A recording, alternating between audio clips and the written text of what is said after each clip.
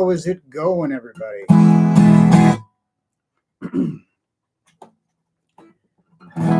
Thanks, Jersey. Appreciate that. See, we got Jersey, we got Oscar, we got Crit, and we got the whole OG crew.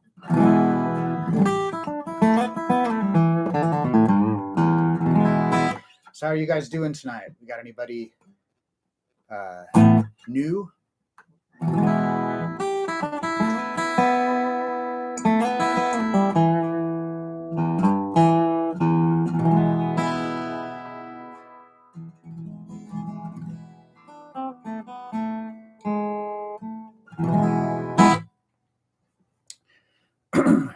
All right. Well, tonight I was going to show you how to play a riff from the song 45 by Shinedown. It's a pretty cool song, and I wasn't really sure what to do. Like I said before, I don't really a lot of times I don't know, I don't give myself much advance notice on what I'm going to do. So I chose this one just because I was just thumbing through my song transcription folder and saw it, and this was one that I did just like a YouTube video for it several years ago, and I did pretty good. So that'd be a good one we could do tonight. It's not going to take too terribly long. So, if you got questions and stuff, let's get like a chat going and stuff. I'll be honest, I'm feeling kind of more like just guitar and chill tonight, not so much, like trying to be really super structured and stuff.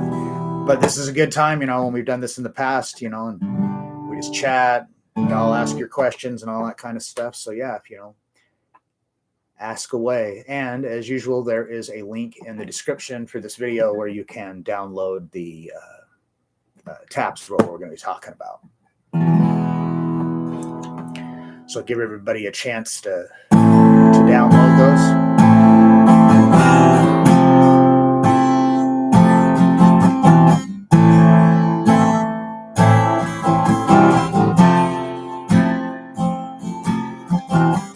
Yeah, guitar and chill is the best.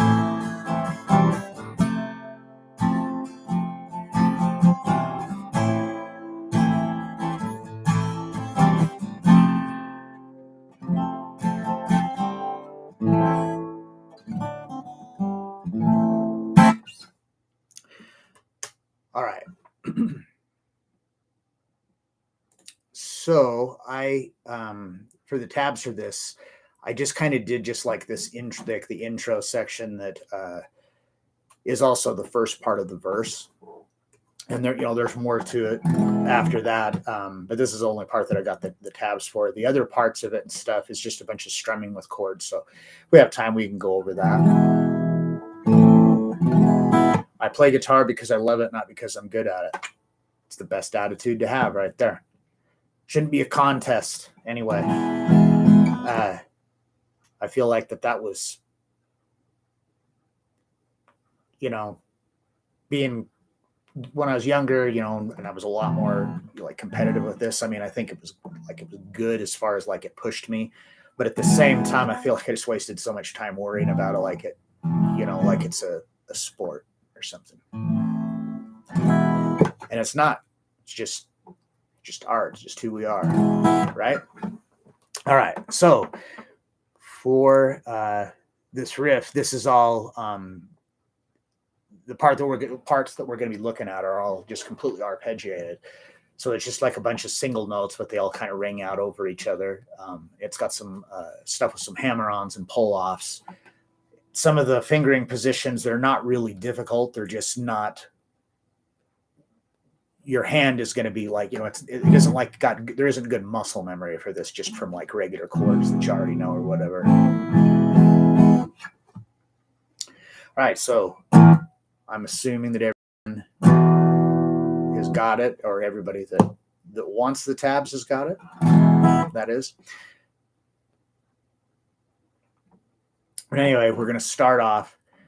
We're going to be fretting the second fret of the D string, and there are, you know, there's a couple of ways you can do this, but this is just the way I'm doing it. It's just the way that it just feels comfortable for me to do it. So I use my second finger to grab that note, because here in a minute, we're going to switch it from being the second fret of the D string to the second fret of the G string, and simultaneously dropping to the second fret of the low E, but keeping the like strings in between still open. So this first part here is just made up of eighth notes. So the downbeat of 1 is just the open low E, and then the and of 1, whoops, is the second fret of the D string. So it's like 1 and then on the downbeat of 2, it's the open G string. Then we're going to make that change. So like I said, how I do it is I just move my second finger from the second fret of the D string to the second fret of the G string, and then drop my first finger on the second fret of the low E at the same time. So this is like 1 and 2 and 3 and then it's going to go to the third fret of the low E for 4 and then it resolves to the open G string, and that starts on the downbeat of the second measure, but it's a half note.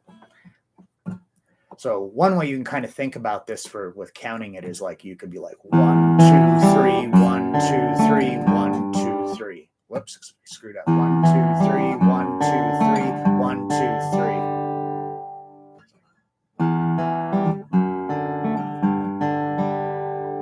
That's like the first, well, it's the first measure plus half of the next measure.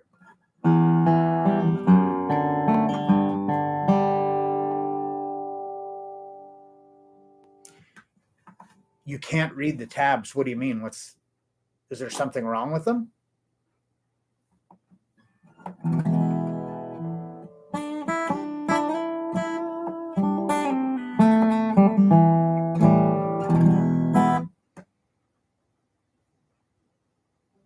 Hi, Rick.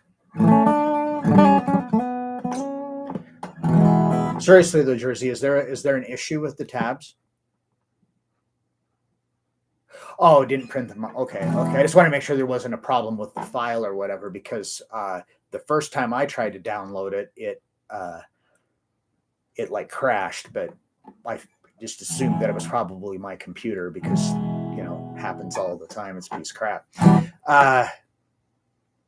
Yeah. So again, second finger, second fret of the D string, E, D, G. Then move that second finger up from the D string to the G string, still at the second fret. First finger, second fret of the low E, E, G, or E, D, G, and then third fret of the low E.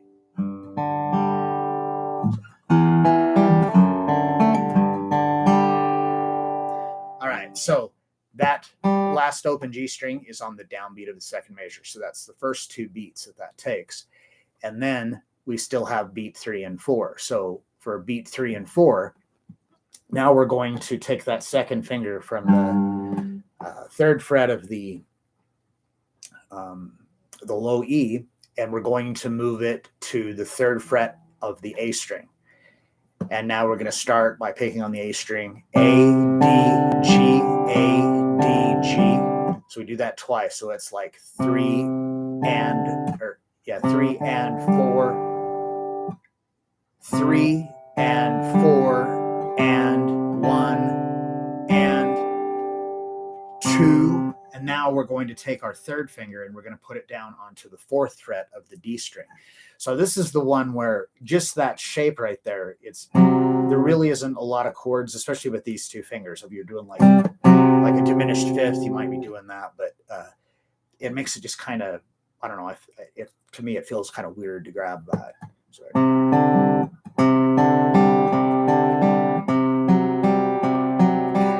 So we just pick the same thing here. So we're third fret of the A string, D and G strings open. And then drop that third finger onto the fourth fret of the D string, same picking.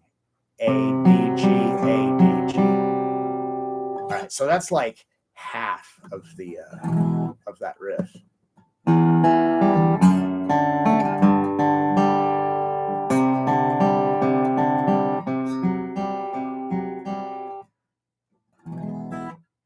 right, so like I said, this was like this section of it is short.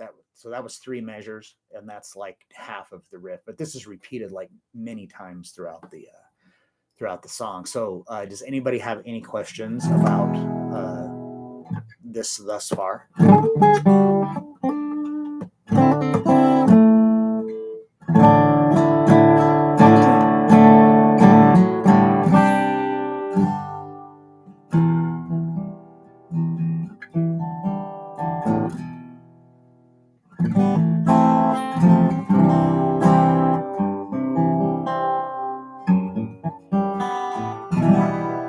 Or just questions in general, because this is just, a general Q&A. So just whatever guitar questions you might have.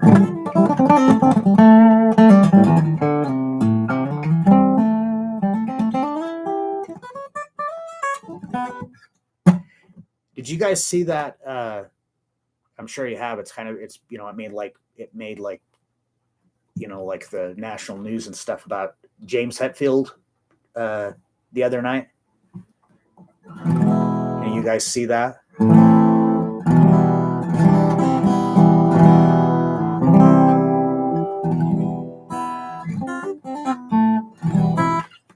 So it's James Hetfield, the rhythm guitar player, singer for Metallica. They're playing a show, and he had I guess he was having anxiety, and then he just told the audience that he was having anxiety, and the other guys in the band came over, and they were trying to hug him and stuff like that. And it was just really weird that happened, but I can relate. That's how I feel right now doing this. All right, so I guess nobody has any questions or anything about this, so we can move on. All right, so after we've gone through that first half of it,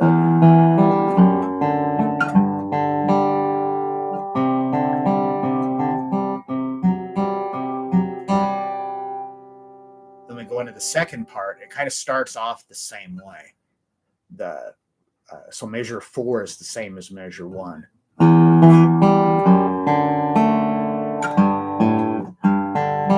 So the difference is going to be now is that when we go to that open string, that open G string on the second measure, it's a half note, but now it's only a quarter note because we're going to do this little lick. This is probably the hardest part of this for, especially if you're a beginner. This can be really challenging. Looks like some stuff came in here. This is a sidebar question. How do I contact you for an actual guitar lesson? Sorry, I'm not too good on YouTube. I do lessons over, it's through Google Meet. So yeah, you can send me an email. I'll put my email address here in the in the chat.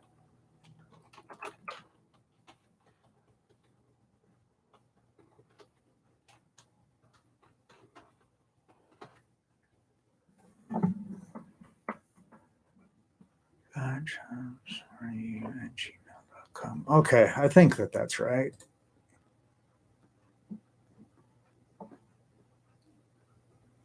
Yes, Jersey. It's Google Meet like that. We get on there and we just talk about different cuts of meat, different kinds of steaks and things like that.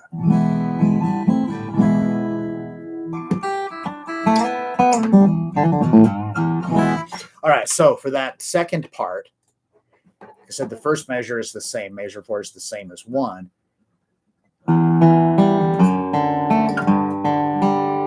Okay, when we hit that note there, instead of it ringing out 2 beats, it's just going to take the first beat of the second, well, not really the second measure, it's the 5th measure, but it's the second measure of the second half. So we hit that on 1, and then on the downbeat of 2, we've got this open G string, hammer to the second fret and pull back off, but it's a triplet. So we got that. Then we're going to go to the D string with your third finger, the fourth fret, and pick that and pull it off open. So the whole lick is like.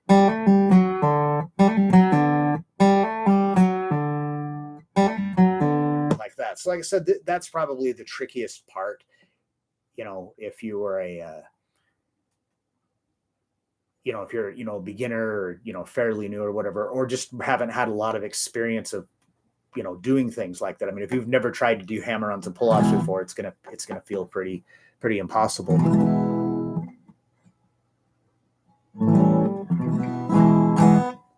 Lady Gaga copied that first measure for the music she wrote for A Star Is Born. Really? That's like legit, James? Hello, James. Welcome. I've never heard of that. I actually have a lot of respect for Lady Gaga. You know, the format in which she delivers the music isn't always, you know, my thing, but I think that she's actually a pretty clever songwriter.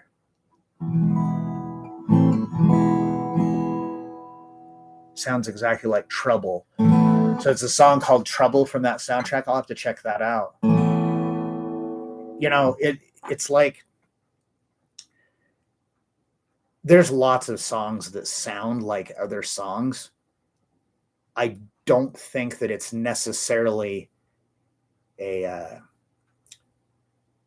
don't think that it's always plagiarism. I don't think that it's always somebody stealing somebody else's riffs. I just think that sometimes it just happens. There's going to be certain types of, you know, sequences of notes and stuff that we just like the way they sound. You know, like think of a 1-4-5 chord progression. There's like 6 billion songs that have that same chord progression. I don't think they're all copying each other. I just think that's just the way that it works sometimes. I mean, sometimes there are things that are blatant plagiarism, but a riff here and there and stuff, I don't think that it's always the case.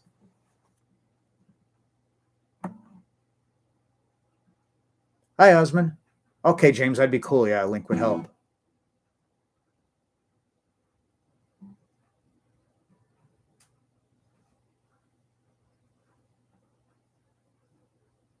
Oh, I'm not saying that you were saying that, James. I'm just saying that for my own personal. I was actually having a conversation about this with the roommate earlier today.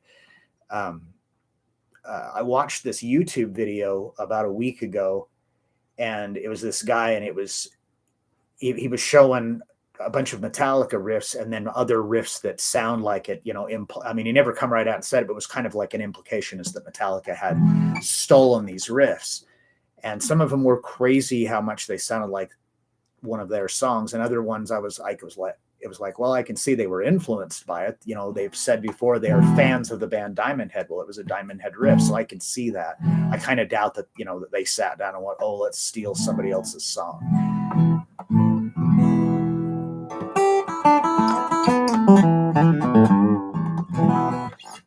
All right. So after we do that, that little lick, then we immediately go back into the, whoops.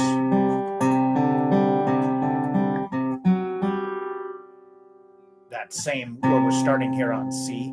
So when I do this, I'm coming into it from.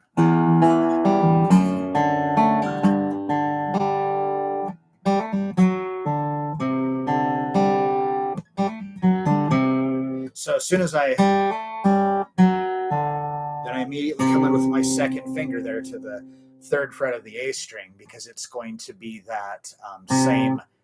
Now we put our third finger down there onto the fourth fret of the D string, and this time it's going to be a little bit different. This time we're going to go A, D, G, B, or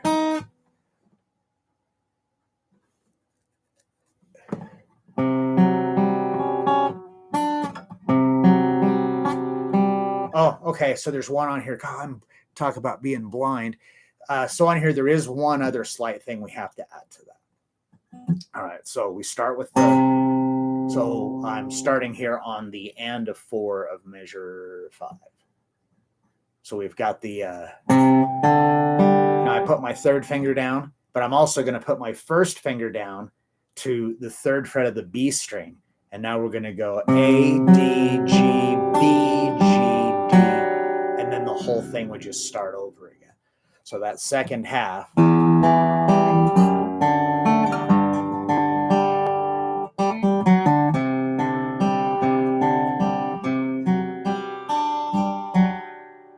then it would just start over again. So they use that for like the intro, and then it's also the like part of the first verse.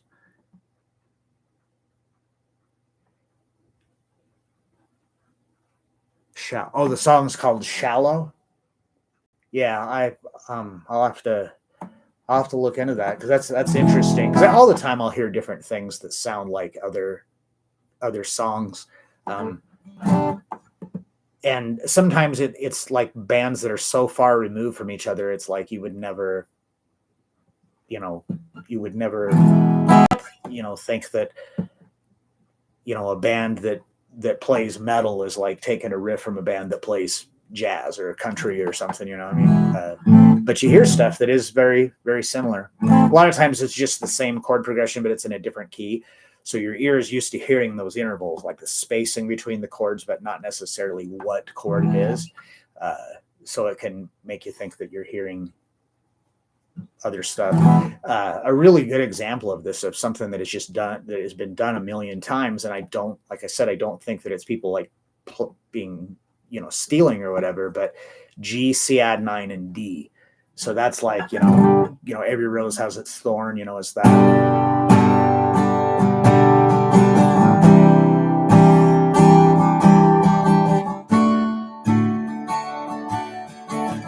So there's like a million songs that have those. So there's a song by country artist Jason Aldean. The song is called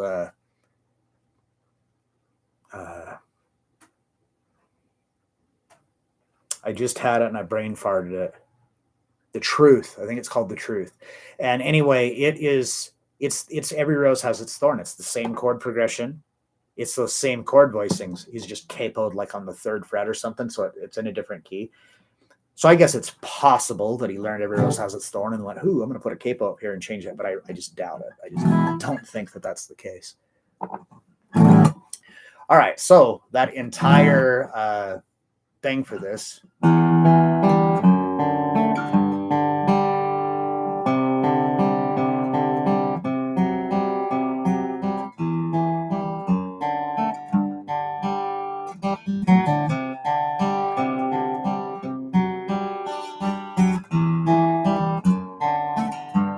So that's where I would start it over again. So like I said, it goes through that, I don't know, 3-4 times, something like that. I can't remember. And then it goes into like the, I don't know if you'd still consider it part of the verse, or maybe it's like a bridge or something, but it's when they start strumming before it goes into the chorus. And so all those parts are fairly simple. It's just all strumming. We got A minor. So the strumming for that, it's like an 8th note, and then 2 16th notes. And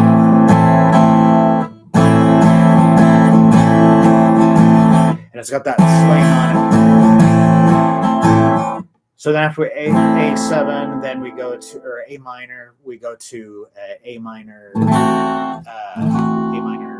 6. Would that be right? Yeah. So basically, I'm going to just take my pinky and I'm putting it down so it's on the 2nd fret of the high E. So,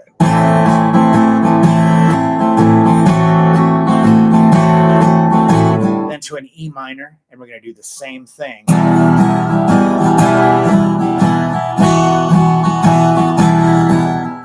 So when we go to the E minor,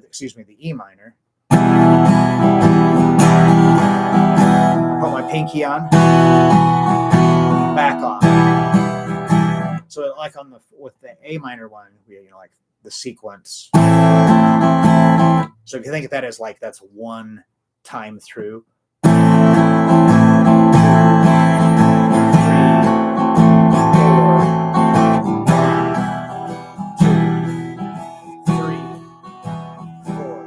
That's like the only difference. Go back to the A minor.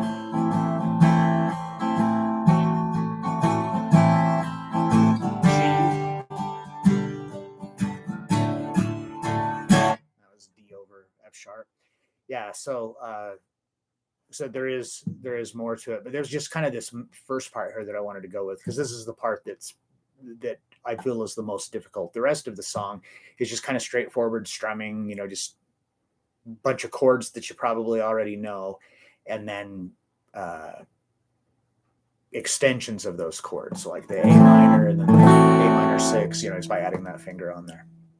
So yeah, so that's basically it. So does anybody have any questions about any of that, or just any guitar related questions in general?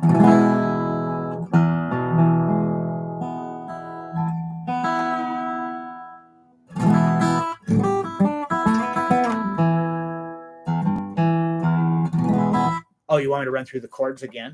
Okay, so we have A minor, and then A minor 6. So it's just A minor, but you're going to take your pinky and put it there on the 2nd fret.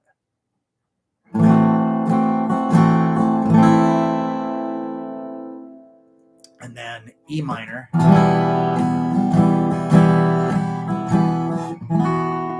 2nd fret of the high E. So that would be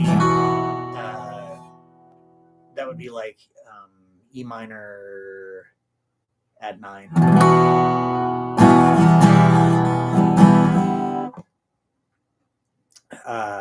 And then I can't remember all the other chords, so I know that like on the chorus it has G major and then that D over F sharp. So it's like D, and then you use your thumb to pick up that F sharp there.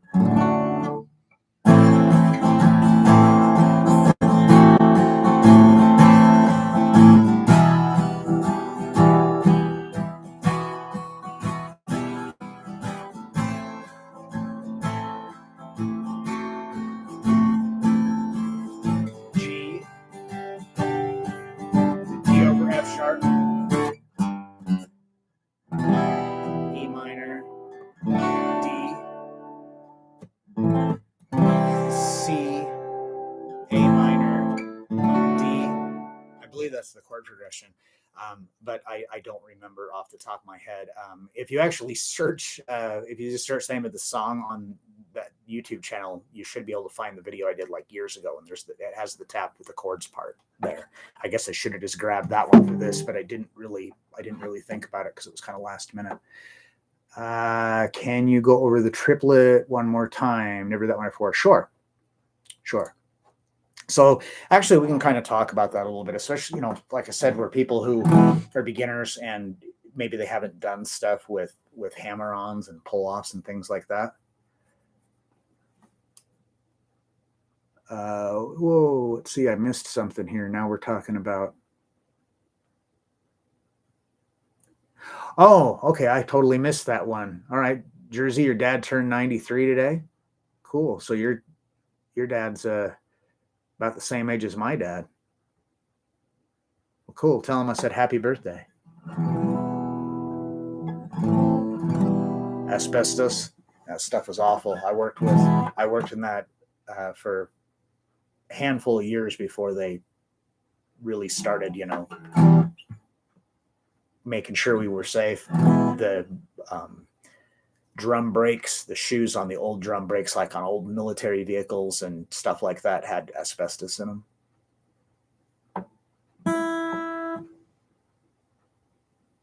Oh, your mom's 92? Yeah, my mom's 80 something. But they're both still doing really good. My dad was, I mean, he was in like better shape than me, and then he had a minor heart attack, and that kind of slowed him down just a skosh. But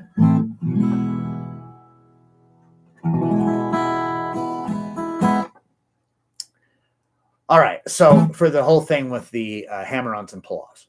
So a hammer-on, like we look at this part there, it's open to open. So if you picked it, you know, but the hammer-on, what I'm doing is I'm picking the open string and then I'm putting my finger down onto the fret, but you have to put it down hard enough that it actually frets the note. If you do it too soft, it's kind of you really got to you know, literally hammer it down. And then for a pull off, it's just the opposite. So like if I started here, I could, you know, and then pick, but I could pick and then drag my finger off. So when you do the pull off, you don't want to just lift it straight up. You actually kind of want to drag it so it plucks the string. Make sure that you get a good solid you know, enunciation on the note.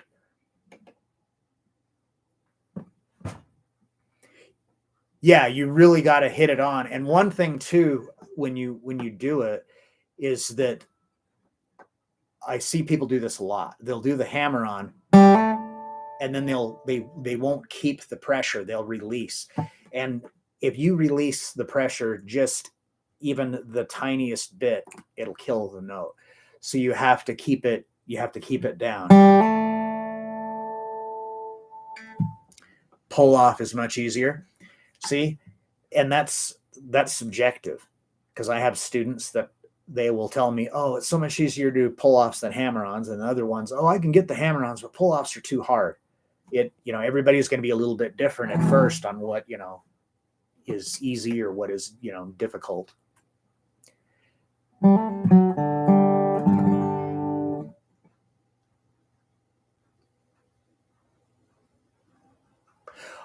So you're saying when you're strumming that you start like you're strumming too hard and the guitar starts getting like super loud? Is that what you mean?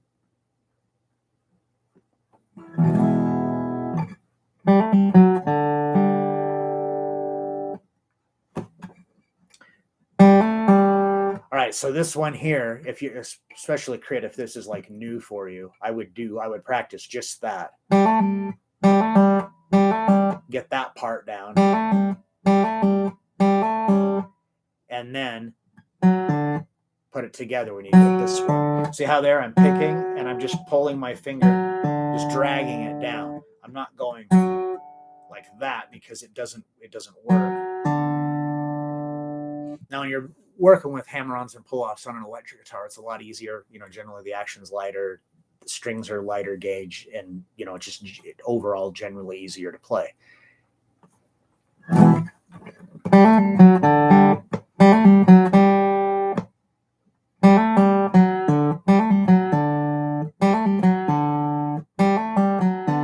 So you can see there when I'm doing this, I just have my hand, I'm just sitting here, just kind of resting my hand and just letting my fingers do the work. I'm just using this part of my hand right here and the side of my thumb here just to kind of cradle the nag.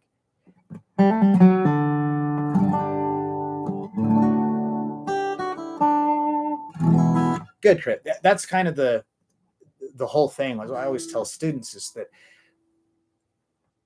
by the time you can play like you've played a song enough,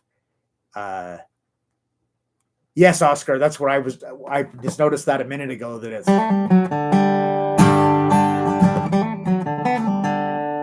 it's very similar to that.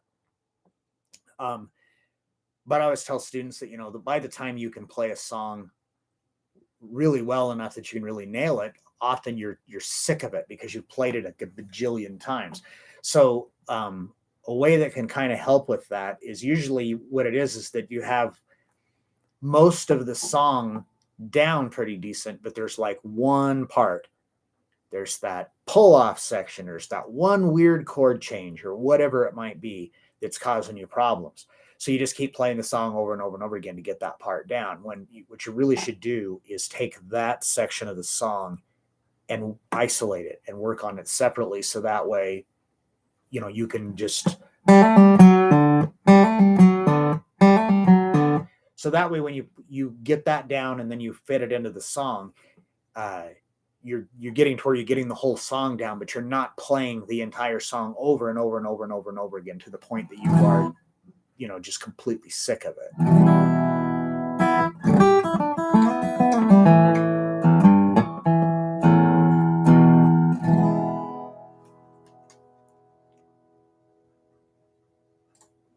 All right. So does anybody else have any other questions or anything?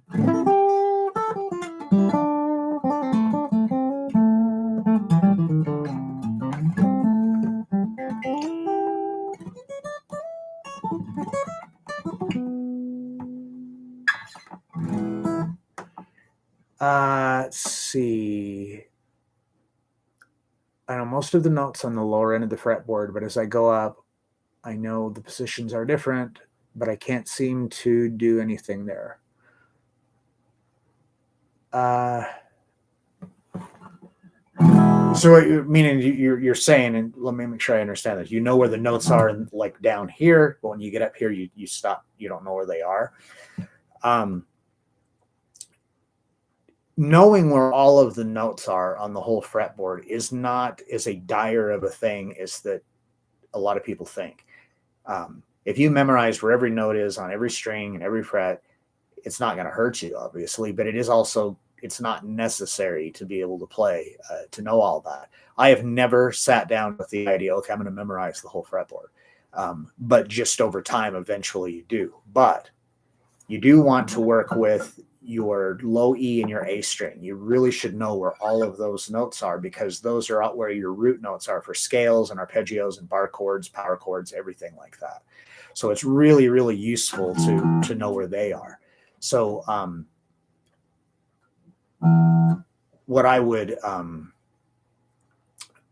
recommend is just working on just this string. So you're going to start off, E, F, G, A, B, C, D, E, F, G, and so on and so forth. So memorize the alphabet backwards from G. So you have A, B, C, D, F, G, G, F, E, D, C, D, A. So that way if you were like, okay, well, I need to know where C sharp is on this string. So rather than starting at the bottom and going E, F, G, A, B, C, C sharp, what you could do is think about, okay, is C sharp closer to E, string open is E, and the 12th fret, where the two dots are, is also an E. It's where it starts over again. So you ask yourself the question, the note I'm looking for, in this case C sharp, is it closer being above E or below it? So it's C sharp is closer to E than E is to C sharp if you were looping it around. So that way you can start here and go E, D, C sharp, and you can find the note quicker that way. So that's what I really recommend that you do. And just practice this string, ascending and descending, where those notes are. And when you have that down, then work on the A string. And then keep in mind, too, that your fret markers, so this guitar isn't a great example because it doesn't have a fret marker on the 3rd fret, but that first fret mark, most guitars do. So that would be a G, the next one's an A, the next one's a B, and then since there's no half step between B and C, C is the only one that lands between fret markers. And when you get to the 12th fret, it's the same as the open string. So the first fret marker above the 12th fret would match to the first fret marker that isn't on this guitar. But it would be, so this is a G, so the first fret marker is a G. The second one is an A. So if we come up here to where the second one, like I said, on an electric guitar, it's got more, more on there than this. And a lot of acoustic guitars do too. That just happens to be this one is laid out. But yeah, I feel that it's like really, really important to know where those notes are, because then you can just find where you are, what you're trying to do really fast. And then if for whatever reason you're like, oh my gosh, I need to know what this note is, you can do the octave trick to just, to find what that note is. It's an F.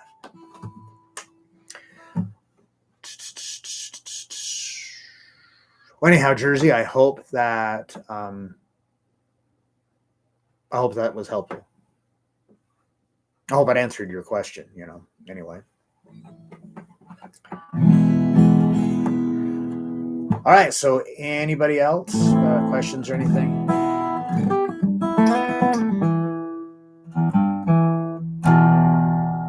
And this whole, see, this is the stuff that I'm trying not to, get myself all bunged up about and stuff. But like, I look up and right now there's 10 people watching. And I don't understand how one day will be like this and there'll be a bunch of people and then another time just a handful of people, and I'm not doing really anything any different. Just some of YouTube's stuff, and it doesn't make any sense. So I'm just trying not to get all stressed out about it when I look at the stuff on here.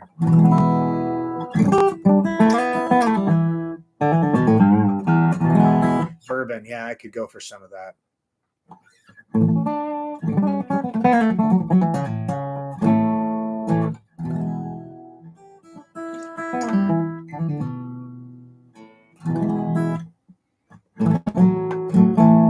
Thank you, Oscar. I appreciate that. All right. Well, yeah, I guess if nobody else really has any questions or anything and stuff, we can like wrap this up. But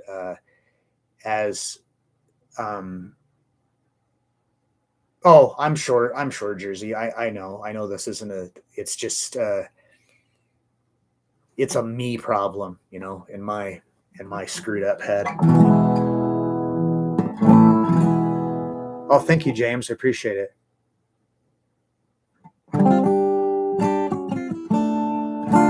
Oh, thank you, Crit. I appreciate it. Yeah, I mean, I've got this like, the core of, the OG people and stuff. I don't know. It's stressful. It'd be one thing if this was just like, oh, this is fun, but this is my livelihood, so it makes it a little tougher. But anyway, if you do like what I'm doing, hit the like button, leave comments, all that stuff, all that, YouTube algorithm stuff. And I'll be honest, I don't know what any of that shit means that people are always talking about, but it must be something because everybody's always talking about it. So yeah, if you like the content, hit the like button, download the tabs for this. And if it's a thing like, if like, that's not my, for me or whatever, that's cool. I appreciate you being here. There are other stuff. There's some links in there where you can get like, there's this really cool chord chart you can download for free from Guitar Control, just, check it out.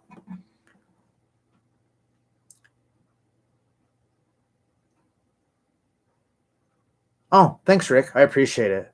Yeah, it's and I have a feeling that we're going into the time of year where it's just going to get slower. I mean, it was like when I was gigging all the time, we could go play a club in the wintertime and it would be packed. And then we can go play in the summertime and there was 10 people there because, people, it's nice outside. You want to be outside.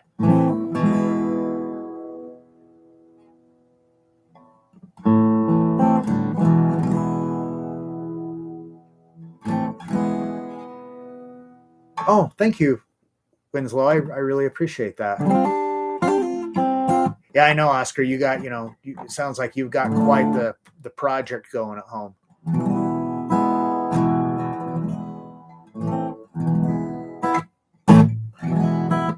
All right. But again, I really appreciate everybody coming out and stuff. And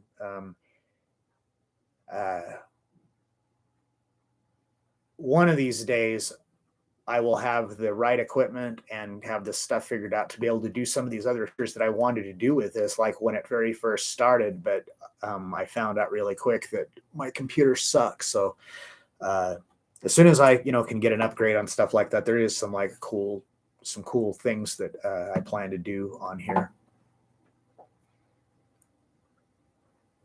Oh, well, thank you, Crit. I appreciate that.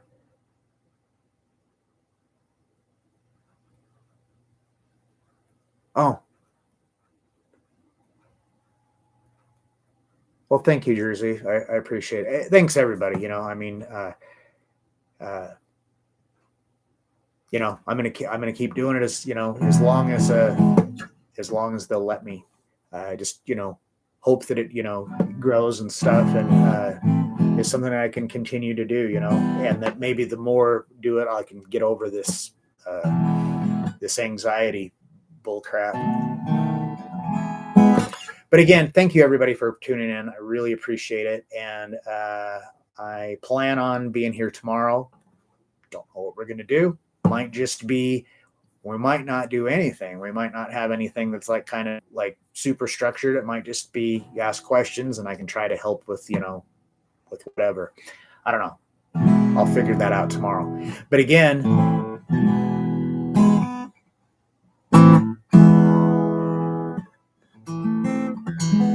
pale yellow guitar in the rack.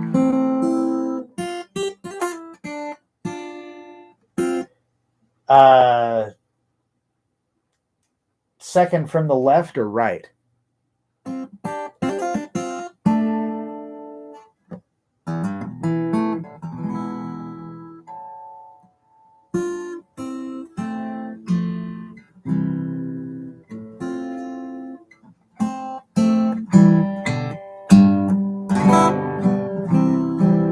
Huh. Well, I'm not sure which one. Fifth one from the left. Oh, okay, yeah. So that guitar is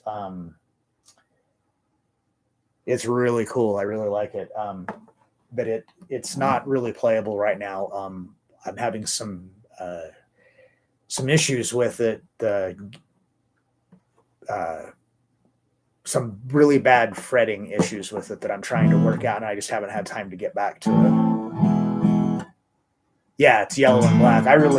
It's a cool guitar. I have two of them in that color. I mean, no two of them are the same because it's that hydro dipped thing. So it's they're all different, but I've got two that are in the yellow and black, and the one next to it, to the left of it, is actually that same kind of thing. It's like in a black and purple, and then I had one that was red and black, but I sold it. All right. So again, thank you everybody for coming out. Really appreciate it. And like I said, I plan on being here tomorrow. So hope to see y'all here tomorrow too. So thank you everybody. Hope everybody has a great night, and I will see you tomorrow.